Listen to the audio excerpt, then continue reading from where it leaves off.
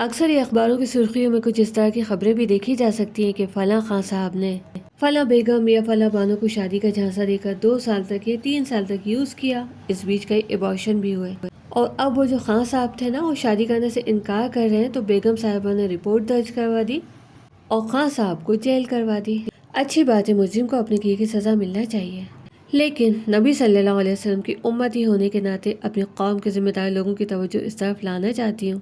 کہ ہماری قوم کے لڑکے اور لڑکیوں کے بیچ اس طرح کے کاموں کی کوئی لمٹ نہیں بچ رہی۔ کیا ہمارے سربراہ ان خبروں سے واقف نہیں ہیں؟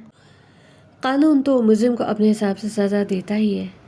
لیکن وقت کی پکار ہے کہ مذہبی رہنما بھی اپنی ذمہ داری اٹھائیں کہ ان معاملات میں بھی دخل دیں۔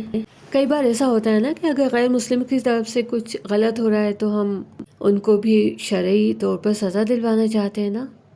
تو ان معاملوں میں کیوں خاموش رہیں؟ جبکہ سزا کے زیادہ حقدار تو وہ لوگ ہیں نا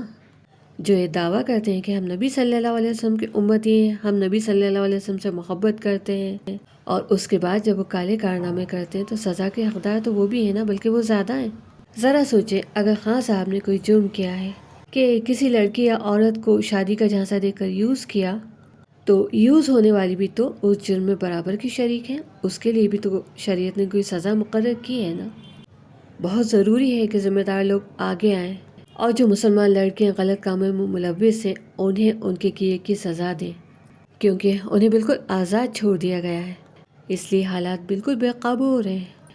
حیرت کی بات ہے، اس طرح کی لڑکیوں کی بہت اچھی جگہ شادی بھی ہو جاتی،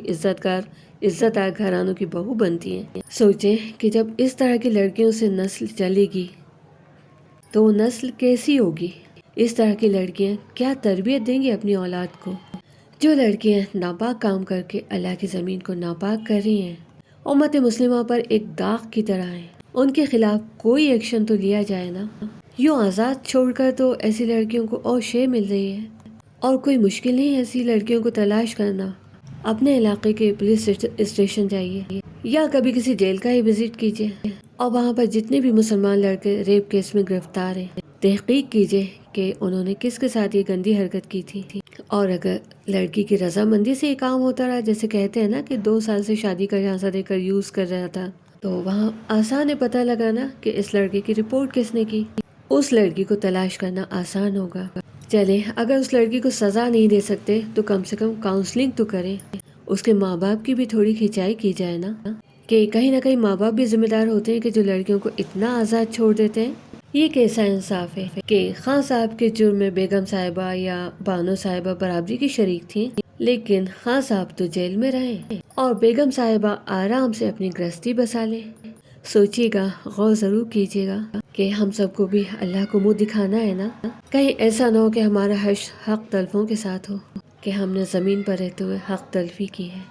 باقی باتیں انشاءاللہ نیکسٹ ویڈیو میں، ابھی کے لیے اتنا ہی۔ السلام علیکم ورحمۃ اللہ وبرکاتہ۔